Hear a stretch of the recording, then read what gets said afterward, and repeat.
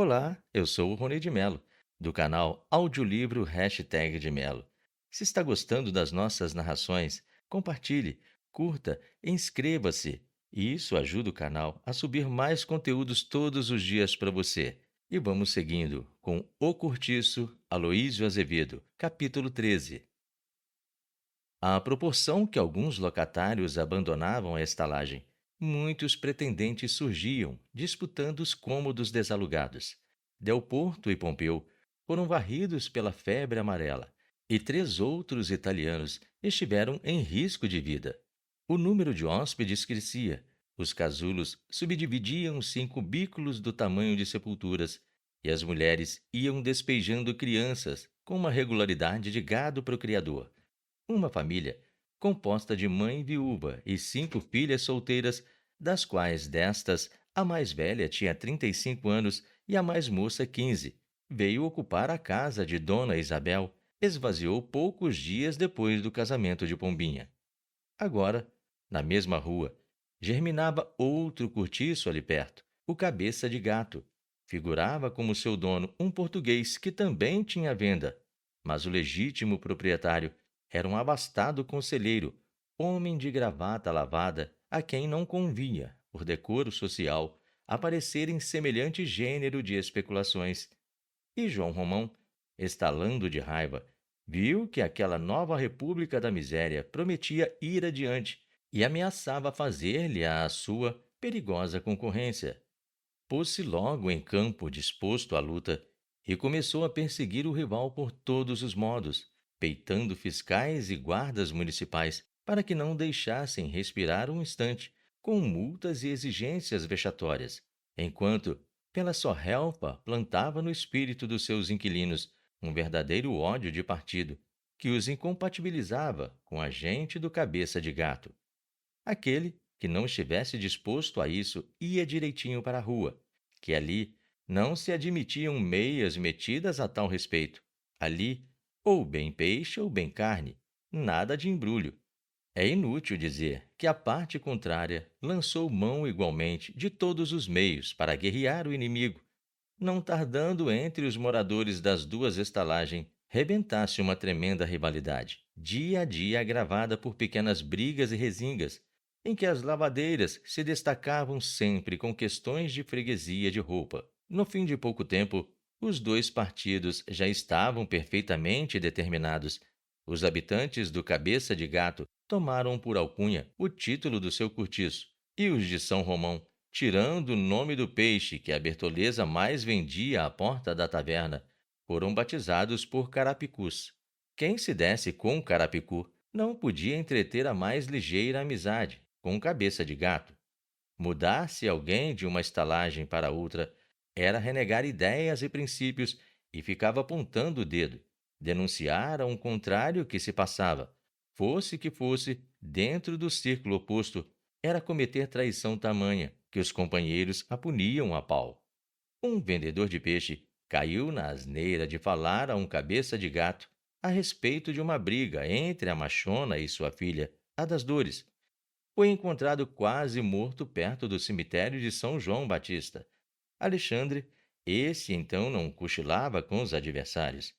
Nas suas partes policiais, figurava sempre o nome de um deles, pelo menos, mas entre os próprios policiais havia adeptos de um e de outro partido. O urbano que entrava na venda do João Romão tinha escrúpulo de tomar qualquer coisa ao balcão da outra venda. Em meio do pátio do Cabeça de Gato, arvorava-se uma bandeira amarela. Os carapicus responderam logo levantando um pavilhão vermelho, e as duas cores olhavam-se no ar como um desafio de guerra. A batalha era inevitável, questão de tempo. Firmo, assim que se instaurara na nova estalagem, abandonou o quarto na oficina e meteu lá de súcia com Porfiro, apesar da oposição de Rita, que mais depressa o deixaria a ele do que aos seus velhos camaradas do cortiço. Daí nasceu certa ponta de discórdia entre os dois amantes. As suas entrevistas tornavam-se agora mais raras e mais difíceis. A baiana, por coisa alguma desta vida, poria os pés no Cabeça de Gato, e o Firmo achava como nunca incompatibilizado com os carapicus. Para estarem juntos tinham encontros misteriosos no Calugi de uma velha miserável da rua de São João Batista, que lhe cedia a cama mediante esmolas. O capoeira fazia questão de ficar no cabeça de gato, porque aí se sentia resguardado contra qualquer perseguição que o seu delito motivasse. De resto, Jerônimo não estava morto, e uma vez bem curado, podia vir sobre ele com gana. No cabeça de gato, o firmo conquistara rápidas simpatias e constituíra-se chefe de Malta. Era querido e venerado. Os companheiros tinham entusiasmo pela sua destreza e pela sua coragem. Sabiam-lhe de cor a legenda rica de façanhas e vitórias. O Porfiro secundava-o sem lhe disputar a primazia. E estes dois, só por si, impunham respeito aos carapicus, entre os quais, não obstante, havia muita gente boa para o que desse e viesse. Mas ao cabo de 3 meses, João Romão, notando que os seus interesses nada sofriam com a existência da nova estalagem, e até pelo contrário, lucravam com o progressivo movimento do povo que se ia fazendo no bairro, retornou à sua primitiva preocupação com Miranda, única rivalidade que verdadeiramente o estimulava. Desde que o vizinho surgiu com o baronato, o vendeiro transformava-se por dentro e por fora a causar pasmo. Mandou fazer boas roupas e aos domingos refestelava-se de casaco branco e de meias, assentado defronte à venda, a ler jornais. Depois deu para sair a passeio, vestido de casimira, calçado e de gravata. Deixou de tosquiar o cabelo à escovinha, pôs a barba abaixo, conservando apenas o bigode, que ele agora tratava com brilhantina todas as vezes que ia ao barbeiro. Já não era o mesmo homem lambuzão, e não parou por aí. Fez-se sócio de um clube de dança e 2 vezes por semana ia aprender a dançar. Começou a usar relógio e cadeia de ouro. Correu uma limpeza no seu quarto de dormir. Mandou soalhá-lo, forrou-o e pintou-o. Comprou alguns móveis em segunda mão. Arranjou um chuveiro ao lado da retrete. Principiou a comer com guardanapo e a ter toalha e copos sobre a mesa. Entrou a tomar vinho, não do ordinário que vendia aos trabalhadores, mas de um especial que guardava para seu gosto. Nos dias de folga, atirava-se para o passeio público depois do jantar ou ia ao teatro de Alcântara assistir os espetáculos da tarde. Do Jornal do Comércio, que era o único que ele assinava havia 3 anos e tanto, passou a receber mais 2 outros e a tomar fascículos de romances franceses traduzidos, que o ambicioso lia de cabo a rabo, com uma paciência de santo, na doce convicção de que se instruía. Admitiu mais 3 caixeiros. Já não se prestava muito a servir pessoalmente a negralhada da vizinhança. Até agora mal chegava ao balcão. E em breve o seu tipo começou a ser visto com frequência na rua direita, na praça do comércio e nos bancos. O chapéu alto derriado para a nuca e o guarda-chuva debaixo do braço.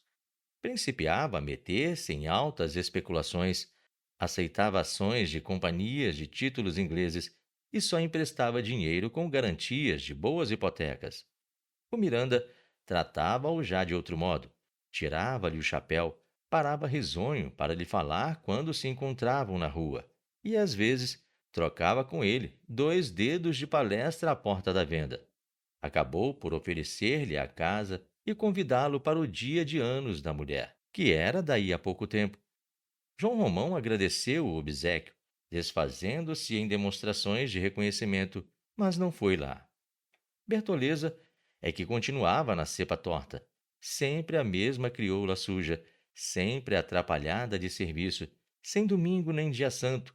Essa em nada absolutamente, participava das novas regalias do amigo. Pelo contrário, à medida que ele galgava a posição social, a desgraçada fazia-se mais e mais escrava e rasteira. João Romão subia e ela ficava cá embaixo, abandonada como a cavalgadura que já não precisamos para continuar a viagem. Começou a cair em tristeza. O velho Botelho chegava-se também para o vendeiro, e ainda mais do que o próprio Miranda. O parasita não saía agora depois do almoço para sua prosa na charutaria, nem voltava à tarde para o jantar, sem ter-se um instante à porta do vizinho, ou pelo menos sem lhe gritar lá de dentro: Então, seu João, isso vai ou não vai? E tinha sempre uma frase amigável para lhe tirar cá de fora. Em geral, o taberneiro acudia a apertar-lhe a mão de cara alegre e propunha-lhe que bebesse alguma coisa.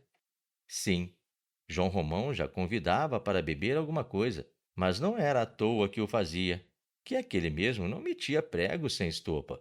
Tanto assim que uma vez, em que os dois saíram à tardinha para dar um giro até a praia, Botelho, depois de falar com o costumado entusiasmo de seu belo amigo Barão e da virtuosíssima família deste, acrescentou com um olhar fito: Aquela pequena é que ele estava a calhar, seu João. Como? Que pequena? Ora, amor daqui, pensa que já não sei pelo namoro? Manganão. O vendeiro quis negar, mas o outro atalhou. É um bom partido, é. Excelente menina. Tem um gênio de pompa, uma educação de princesa. Até francês sabe. Toca piano, como você tem ouvido. Canta o seu bocado. Aprendeu desenho. Muito boa mão de agulha. E abaixou a voz e segredou grosso no ouvido do interlocutor. Ali, tudo é sólido. Prédios e ações do banco. Você tem certeza disso? Já viu? Já, palavra de honra. Calaram-se um instante. Botelho continuou. O Miranda é homem bom, coitado. Tem lá as suas fumaças de grandeza, mas não podemos criminar. São coisas pegadas da mulher. No entanto, acho com boas disposições a seu respeito. E se você souber levá-lo, apanha-lhe a filha. Ela talvez não queira. Qual que? Pois uma menina daquelas, criada a obedecer aos pais, sabe lá o que quer e o que não quer? Tenha você uma pessoa de intimidade com a família, que de dentro empurre o negócio e verá se você consegue ou não. Ah, se você se metesse nisso, que dúvida. Dizem que o Miranda só faz o que você quer. Dizem com razão. E você está resolvido a protegê-lo? Sim, de certo. Neste mundo, estamos nós para servir uns aos outros. Apenas como não sou rico. Ah, isso é dos livros. Arranje-me você o negócio e não se arrependerá. Conforme. Creio que não me supõe um velhaco. Pelo amor de Deus, sou incapaz de semelhante sacrilégio. Então, sim. Em todo caso, falaremos depois, com mais vagar. Não é sangria desatada. E desde então, com efeito, sempre que os dois se pilhavam a sós, discutiam o seu plano de ataque à filha do Miranda. Botelho queria 20 conto de réis, e com papel passado a prazo de casamento. O outro oferecia 10. Bom, então não temos nada feito? Resumiu o velho. Trate você do negócio por si só, mas já lhe vou prevenindo que não conte comigo absolutamente, compreende? Quer dizer que me fará guerra? Valha-me Deus, criatura. Não faço guerra com ninguém. Guerra está você a fazer-me, que não me quer deixar comer uma migalha da bela fatia que vou lhe meter no papo. O Miranda hoje tem para mais de 100.000 contos de réis. Agora, fique sabendo que a coisa não é assim também tão fácil, como lhe parece talvez. Paciência. O barão há de sonhar com um genro de certa ordem. Aí algum deputado, algum homem que faça figura na política aqui da terra. Não demore. Não, melhor seria um príncipe. E mesmo a pequena tem um doutorzinho de boa família, que lhe ronda muito a porta. E ela, ao que parece, não lhe faz uma cara. Ah, nesse caso, é deixá-los arranjar a vida. É melhor, é. Creio que até com ele será mais fácil qualquer transação. Então não falemos mais nisso, está acabado. Pois não falemos. Mas no dia seguinte, voltaram à questão. Homem, disse o vendeiro, para decidir dou-lhe 15. 20. 20 não. Por menos não me serve. Eu 20 não dou. Nem ninguém o obriga. Adeuzinho. Até mais ver. Quando se encontraram de novo, João Romão riu-se para o outro sem dizer palavra. O Botelho, em resposta, fez um gesto de que não quer intrometer-se com o que não é da sua conta. Você é o diabo, facetou aquele, dando-lhe no ombro uma palmada amigável. Então, não há meio de chegarmos a um acordo? 20. E caso esteja eu pelos 20, posso contar que, caso meu nobre amigo se decida pelos 20, receberá do barão um chamado para lá ir jantar ao primeiro domingo. Aceita o convite, vai e encontrará o terreno preparado. Pois seja lá como você quer. Mais vale um gosto do que 4 vinténs. O botelho não faltou ao prometido. Dias depois do contrato selado e assinado, João Romão recebeu uma carta do vizinho, solicitando-lhe a fineza de ir jantar com ele mais a família. Ah, que revolução não se feriu no espírito do vendeiro! Passou dias a estudar aquela visita. Ensaiou o que tinha a dizer, conversando sozinho defronte do espelho do seu lavatório.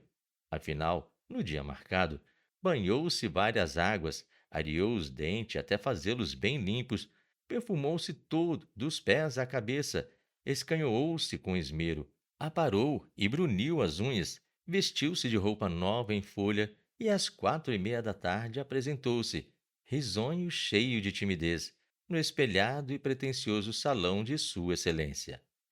Aos primeiros passos que dera sobre o tapete, onde seus grandes pés, afeitos por toda a vida à independência do chinelo e do tamanco, se destacavam como um par de tartarugas, sentiu logo o suor dos grandes apuros inundar-lhe o corpo e correr-lhe embagada pela fronte e pelo pescoço, que nem se o desgraçado acabasse de vencer naquele instante uma légua de carreira ao sol. As suas mãos vermelhas e redondas gotejavam, e ele não sabia o que fazer delas, depois que o barão, muito solícito, lhe tomou o chapéu e o guarda-chuva. Arrependia-se já de ter ido lá. Fique a gosto, homem, bradou-lhe o dono da casa. Se tem calor, venha antes aqui para a janela. Não faça cerimônia. Ô, Leonor, traz um vermute, ou o amigo prefere tomar um copinho de cerveja? João Romão aceitava tudo, com sorrisos de acanhamento, sem ânimo para arriscar palavra. A cerveja fê-lo suar ainda mais, e quando apareceram na sala Dona Estela e a filha, o pobre diabo chegava a causar dó, de tão atrapalhado que se via, por 2 vezes escorregou, e numa delas foi apoiar-se a uma cadeira que tinha rodízios. A cadeira afastou-se e ele quase vai ao chão. Zulmira riu-se, mas disfarçou logo a sua hilaridade, pondo-se a conversar com a mãe em voz baixa. Agora, refeita nos seus 17 anos, não parecia tão anêmica e deslavada. Vieram-lhe os seios e engrossaram-lhe o quadril. Estava melhor assim. Dona Estela, coitada, é que se precipitava a passos de ganadeiro para a velhice, a despeito da resistência que se rendia. Já tinha 2 dentes postiços, pintava o cabelo, e dos santos da boca 2 rugas serpenteavam-lhe pelo queixo abaixo, desfazendo-lhe a primitiva graça maliciosa dos lábios. Ainda assim, porém, conservava o pescoço branco, liso e grosso, e os seus braços não desmereciam dos antigos créditos.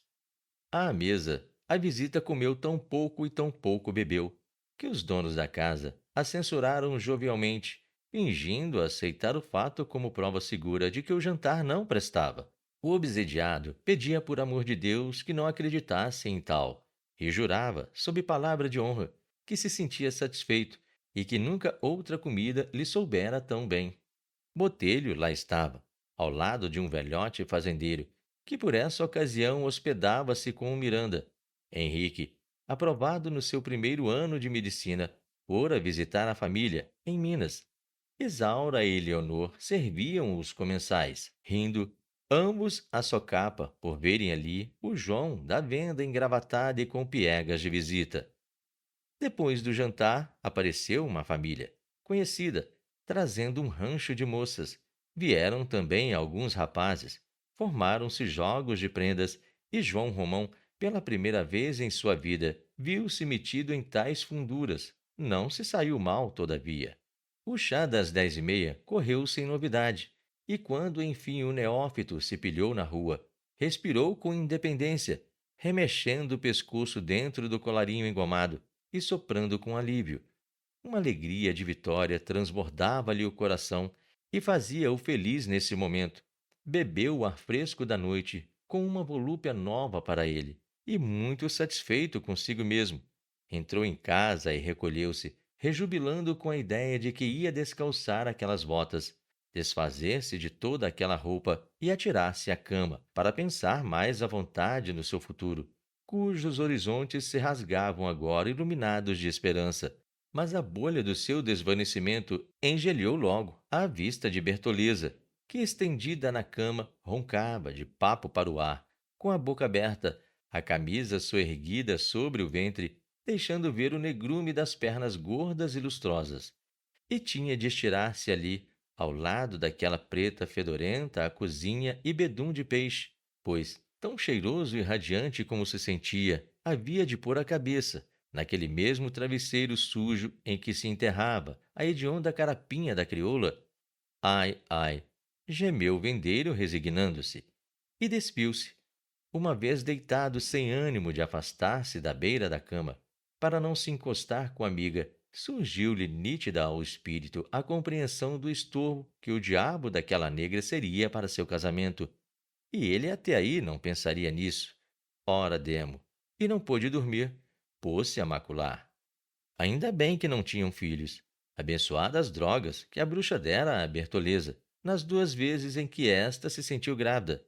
Mas, afinal, de que modo se veria livre daquele trambolho? E não se ter lembrado disso há mais tempo. Parecia incrível. João Romão, com efeito, tão ligado vivera com a crioula, e tanto se habituara a vê-la ao seu lado, que nos seus devaneios de ambição pensou em tudo, menos nela. E agora? E malucou no caso até às 2 da madrugada, sem achar furo.